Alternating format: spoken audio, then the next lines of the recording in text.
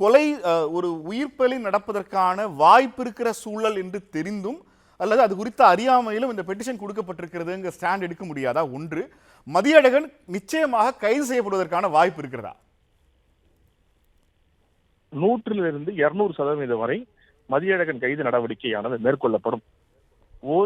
ஓரிரண்டு உயிரிழப்பு நடந்தாலே கைது நடவடிக்கைகள் மேற்கொள்ளப்படக்கூடிய இந்த சூழ்நிலையில 38 உயிர்கள் பறிபோயிருக்கிறது. இந்த 38 உயிர்களுக்கும் யார் காரணம், எப்படி நடந்தது, யாருடைய அலட்சியம் அப்படின்னு சொல்லிட்டு பார்க்க போனால் இது முழுக்க முழுக்க தாவேகா தலைவர் மற்றும் தாவேகா தொண்டர்கள் மற்றும் இந்த தாவேகா தலைவர் அங்கு அரசியல் பரப்புரை மேற்கொள்ள இருப்பதாக அவருடைய கரூர் மாவட்ட செயலாளர் கொடுத்த பெட்டிஷன், அதுல 10,000 பேர் என்று குறிப்பிட்டிருக்கிறார். அந்த 10,000 பேர் தான் இங்க தவறாக நடந்துவிட்டது.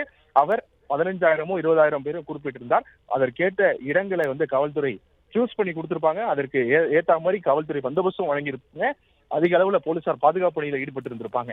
ஆனா முக்கியமாக இங்க பார்க்க வேண்டியது மதியழகன் கொடுத்த அந்த பெட்டிஷன் தான். அதன் காரணமாக 100% A1 மதியழகன் வருவார். அவர் கொடுக்கக்கூடிய இந்த கன்வர்ஷன்ல தான் தாவேகா தலைவர் விஜயும் அதன் பிறகு வேற யாரெல்லாம் இருக்கிறாங்களோ அவர்கள் அனைவருமே இந்த எஃப்ஐஆர் கண்டெக்ட்ல வருவாங்க. இல்ல, இப்போ இது ஒரு தனிப்பட்ட வன்மம் அல்லது சொந்த காரணங்கள் இந்த பட்டியலில் வராம எங்களுடைய திட்டமிடுதல்கள்ல ஏற்பட்ட குளறுபடி அப்படிங்கிற மாதிரியான காரணங்களை அரசியல் கட்சிகளால முன்மொழிய முடியாதா? இதுல முக்கியமாக பார்க்க வேண்டியது என்னன்னா, மரணம் ஏற்படும் என்று தெரிந்து மரணத்தை விளைவித்தல், அலட்சியம், அது மட்டும் இல்லாம இது இந்த மரணம் கொலைக்கு நிகரான மரணம் அப்படின்னு சொல்லிட்டு இந்த மாதிரியான செக்ஷன்கள் எஃப்ஐஆர்ல இருக்கக்கூடும். இந்த செக்ஷன்கள் எல்லாமே மதியழகன் மற்றும் தாவேகா தலைவர் விஜய் மீதும் பதியப்படும் அப்படின்னு சொல்லிட்டு தான் தற்போது கிடைத்திருக்கக்கூடிய தகவல். இது காவல்துறை வட்டாரங்கள்ல தெரிவிக்கப்படுகிறது.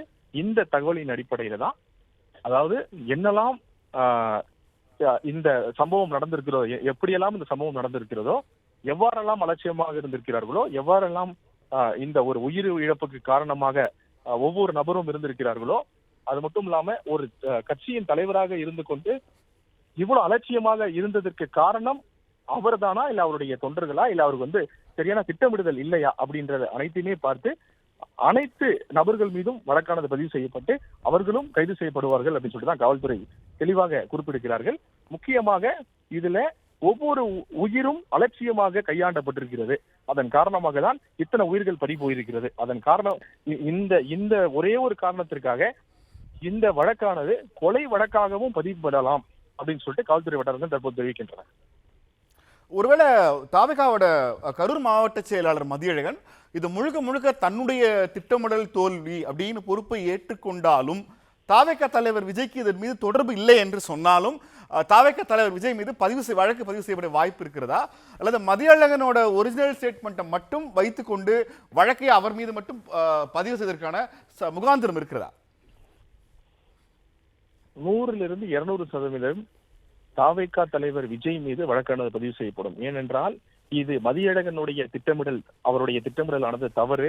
அவர் கொடுத்திருக்கக்கூடிய அந்த பெட்டிஷன்ல அவர் நினைத்தவாறே கொடுத்து விட்டார். அதன் காரணமாக எனக்கும் இதற்கும் சம்பந்தம் இல்லை என்ற ஒரு கட்சியுடைய தலைவர் அப்படி சொல்லிட்டு போயிட முடியாது. அப்படி என்றால் அவர் சரியான திட்டமிடல் பண்ணிருக்கிறாரா இல்லையான்னு சொல்லிட்டு அந்த கட்சியுடைய தலைவர் அவர் கொடுக்கக்கூடிய இந்த பெட்டிஷனை வாங்கி படித்திருப்பார். அப்படி அவர் படிக்கவில்லை என்றால் அது இவருடைய அலட்சியம் காரணமாக தானே நடந்திருக்கும். அதன் காரணமாக இவர் மீதும், மதியழகன் மீது மட்டும் வழக்கு கிடையாது, தாவேகா தலைவர் விஜய் மீதும் வழக்கானது பதியப்படும். இதற்கு முழுக்க காரணம் மரணத்தை விளைவித்தல், அதாவது இது கொலைக்கு நிகரான மரணம் அப்படின்னு சொல்லிட்டு வழக்கானது 100% பதிவு செய்யப்படும் அப்படின்னு சொல்லிட்டு காவல்துறை வட்டாரங்கள் தெரிவிக்கின்றன.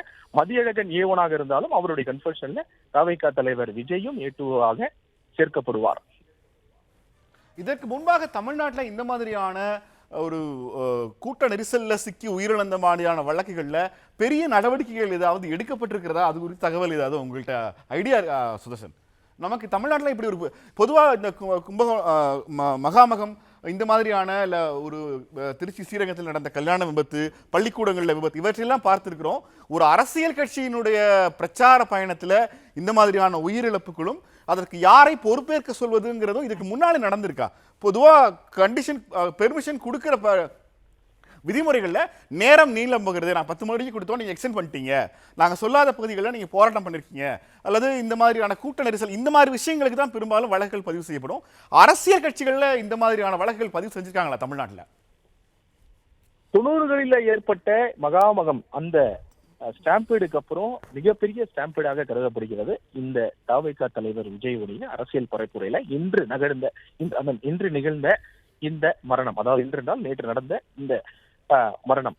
கிட்டத்தட்ட 40க்கும் மேற்பட்டோர் மருத்துவமனையில் அனுமதிக்கப்பட்டிருந்தாலும் 38 பேர் உயிரிழந்திருக்கிறார்கள். அதுல 28 பேருடைய உடலானது அதாவது ஐடென்டிஃபை பண்ணப்பட்டிருக்கிறது. மீதமுள்ள உடல்களை தொடர்ந்து ஐடென்டிஃபை பண்ணிட்டு வராங்க. இதுவே முதல் முறை என்று சொல்லப்படுகிறது. அதாவது அரசியல் கட்சியில இந்த மாதிரி ஒரு பரப்புரை மேற்கொள்ளக்கூடிய அந்த இடத்துல ஸ்டாம்பீடானது முதல் முறையாக சொல்லப்படுகிறது. அது மட்டும் இல்லாம இந்த நிகழ்வு இதன் பிறகு ஃபியூச்சர்ல யாருக்கும் நடக்காம இருப்பதற்கு போலீசார் தொடர்ந்து அதாவது அதிக அளவுல திட்டமிடல் நடைபெற இருக்கிறது. அதாவது இப்போ கரூர் மாவட்ட செயலாளராக இருக்கக்கூடிய மதியழகன் கொடுத்த பெட்டிஷனை அந்த கட்சியுடைய தலைவர் அதை பார்த்தாரா, அதை கவனித்தாரா, அதை உண்மையாலுமே இவ்வளவு பேர் தான் இருப்பாங்களா அப்படின்னு சொல்லிட்டுலாம் அவரிடம் கேட்கப்பட்டு அதன் பிறகுதான் அவரிடம் தெளிவானது கேட்கப்பட்டு தெளிவாக அவருக்கு தெரிகிற கட்சி தலைவர்களுக்கு தெரிகிறதா, தெளிவு தெரிந்தவுடன் தான் போலீசார் இதுக்கப்புறம் பர்மிஷன் கொடுப்பாங்க அப்படின்னு சொல்லிட்டு தெரிகிறது. ஏனென்றால் இது உண்மையாகவே அவருடைய கட்சி தலைவருக்கு தெரியாது அப்படி என்று நினைத்தால் அவருடைய அலட்சியமும் காரணம். அதன் காரணமாக இனிமே போலீசார் அனைத்தையுமே ஆராய்ந்த பிறகுதான் இந்த பர்மிஷன் கொடுப்பாங்க. ஆனால் முதல் முறை அரசியல் பரப்புரையில முதல் முறை இந்த இவ்வளவு பெரிய ஸ்டாம்பீட் நடந்து இவ்வளவு பேர் உயிரிழந்திருப்பது இதுவே முதல் முறை.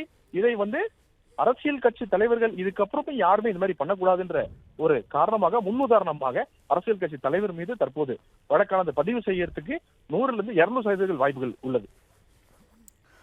சுதர்சன், ஒரு டிஃபரண்ட் பிளேன், ஒரு 10,000 பேருக்கு அனுமதி கேட்கிற ஒரு புதிய கட்சியினுடைய ஒரு நட்சத்திர தலைவருடைய கட்சிக்கு 30,000 பேர் வரை கூடுவார்கள் என்று எஸ்டிமேட் பண்ணுகிற இன்டெலிஜென்ஸினுடைய தோல்வியாக இது பார்க்கப்படாதா? நிச்சயமாக நீங்க நாம எடுத்துக்க வேண்டியது இது ஒரு பக்கம் அவர்களுடைய திட்டமிடல் சொதப்பலாக இருந்தாலும் கட்சியுடைய தலைவரோ இல்ல கட்சியுடைய மாவட்ட செயலாளருடைய சொதப்பலாக இருந்தாலும் இங்கு நாம பார்க்க வேண்டியது இன்டெலிஜென்ஸ் உடைய ஃபெயிலியரும் நாம சொல்ல வேண்டும். ஏனென்றால் ஒவ்வொரு மாவட்டத்திற்கும் விஜய் செல்லும் போது விஜயுடைய அரசியல் தொண்டர்கள் அவருடைய அரசியல் கட்சி தொண்டர்கள் கூடக்கூடிய அளவிற்கு எண்ணிக்கை எவ்வளவு இருக்கு, எத்தனை பேர் வருவாங்கன்னு சொல்லிட்டு கணித்து சொல்லக்கூடியவங்க இன்று நடக்கக்கூடிய அந்த கரூர்ல சொல்லியிருக்கிறாங்களா அப்படின்றது ஒரு கேள்வி, மிகப்பெரிய ஒரு கேள்வியாக இருந்திருக்கிறது. எத்தனை பேர் வருவாங்க, எவ்வளவு பேர் எக்ஸ்பெக்டட் அப்படின்றத அவங்க சொல்லியிருக்கிறாங்களா அப்படின்றது ஒரு மிகப்பெரிய கேள்வியாக இருந்திருக்கிறது. ஆனால் அப்படி சொல்லியிருந்தும் போதுமான பாதுகாப்பு அளிக்கப்படவில்லையா? அந்த கரூர் மாவட்ட எஸ்பியும் இதற்கு பொறுப்பேற்பாரா? ஏனென்றால் அவருக்கு இவ்வளவு பேர் வருவாங்கன்றது தெரிந்தும் சொல்லியும் உரிய பாதுகாப்பு வழங்கப்படவில்லையா அப்படின்னு சொல்லிட்டு இது ஒரு கேள்விக்குறியாக இருக்கிறது.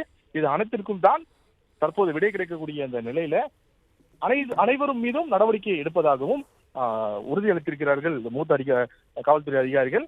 அதன் காரணமாக ஏற்கனவே இன்டெலிஜென்ஸ்ல இருந்து இது இவ்வளவு பேர் வருவாங்க அப்படின்ட்டு கணிக்கப்பட்டு சொல்லப்பட்டிருக்கிறதா அல்லது சொல்லப்படவில்லையா அப்படின்ட்டு தற்போது வரை இது ஒரு மர்மமாக தான் இருக்கிறது. இந்த கேள்விக்கு விடையானது இன்னும் சிறிது நேரத்துல கிடைத்துவிடும். இல்ல, நீங்க சொல்றதை நான் இப்படி புரிஞ்சுக்கிறேன். அனுமதி கோரி ஒரு பெரிய மரணத்தை விளைவித்திருக்கிற தாவக மாவட்ட செயலாளர், தாவக கரூர் மாவட்ட செயலாளர் மதியழகன் இந்த ப்ரொபோசலை, இந்த ஐடியாவை, மாவட்ட செயலர் மதியழகன் கொண்டு போகிற ஐடியாவை ஏற்றுக்கொண்டு அனுமதித்து அங்கீகரித்திருக்கிற தாவக தலைவர் விஜய் மீது வழக்கு பதிவு செய்யப்படும் அதே வேளையில் இந்த கூட்டத்தை, இப்படிப்பட்ட ஒரு கூட்ட நெரிசல் உயிர்ப்பலியை கணிக்க தவறிய உளவுத்துறை மீது நடவடிக்கை எடுக்க வாய்ப்பு இருக்கிறது அப்படின்னு நீங்க சொல்லியிருக்கீங்க. கரெக்டா? கரெக்ட். நன்றி.